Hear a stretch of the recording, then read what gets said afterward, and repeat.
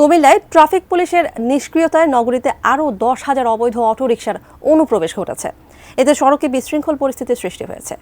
প্রতিনিয়ত যানজটে নাকাল হচ্ছেন বাসিন্দারা। কুমিল্লা থেকে বিস্তারিত জানিয়েছেন হুমায়ুন কবির জীবন।